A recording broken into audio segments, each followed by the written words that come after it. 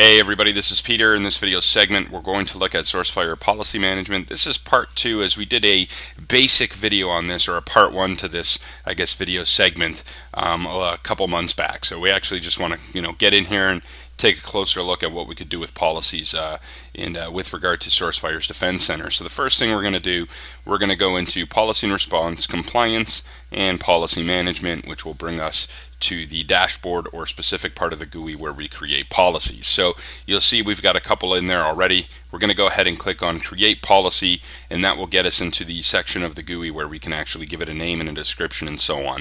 So our name, we're going to call this something specific to a lot of people's environment. We're going to call it IRC detection, and we're going to go ahead and add in a policy description. So in this case, we can type something like something I guess really descriptive, so you know why you're creating this in the first place. So we'll type in IRC traffic is not allowed on the corporate network, and all IRC traffic seen should be classified, as malicious. So basically what we're trying to say is IRC type traffic is not allowed on the network, and if we see it, it's definitely malicious because it's not allowed to be there in the first place. So we're going to go ahead, we'll leave the default priority, and we're going to put it to 1, so it's on top of our priority list here of active policy rules. So we'll go ahead and click on save. There's our new IRC detection policy. As you can see, we've saved it successfully.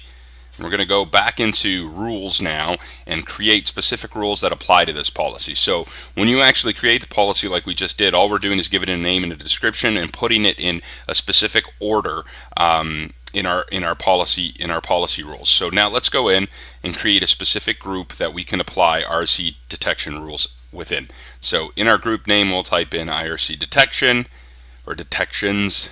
Oh, sorry guys, fat finger there. We'll call it IRC detection rules, and we'll go ahead, click on save. Alright, and as that saves, you'll see we'll have a group created, and again, now we got to get a little more detailed and start creating rules to place within that group. So let's go ahead, we'll click on create rule. And within there, we can actually give the rule a name, and obviously be descriptive so you know why you're creating the rules. But so now, before we actually get into the rule information, let's get into select the type of event we want for this rule. So in this case, we're going to say an intrusion event occurs. We're going to add a condition. So we're going to say, something like rule message.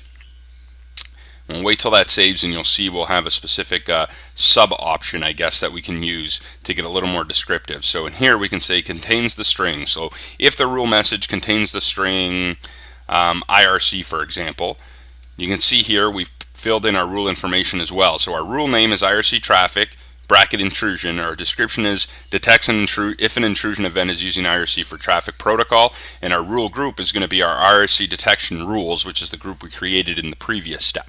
In the select the type of event for this rule, like I said, we've already gone through this, but we've basically said if an intrusion event occurs and meets the following conditions, rule message contains the string IRC, and we're going to go ahead and just change our description around for a second.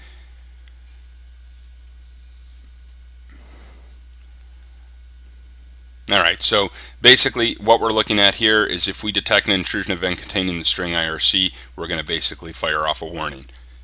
Alright, so now we're done all of this. We can go ahead and save this rule.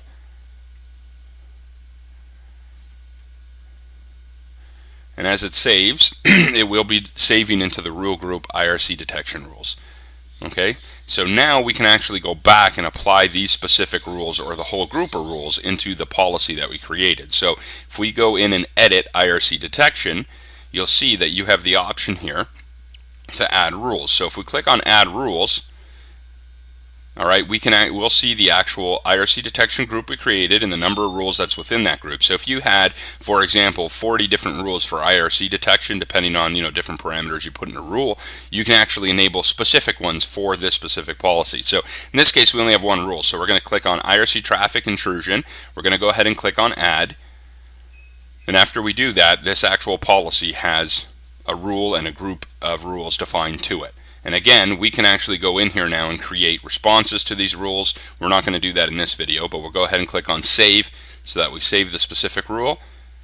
And that's pretty much it, guys. That's how you actually create a policy management, I guess, within Sourcefire's Defense Center. You basically create an actual group, add rules to the group, and then add a policy called whatever you like, in this case IRC detection, and apply those groups of rules or rule to that policy. Okay, and in here obviously you'll see the last step is to actually activate these group of rules or policy management. And that's pretty much it, guys. Thanks very much for coming out. We will definitely see you on the next one.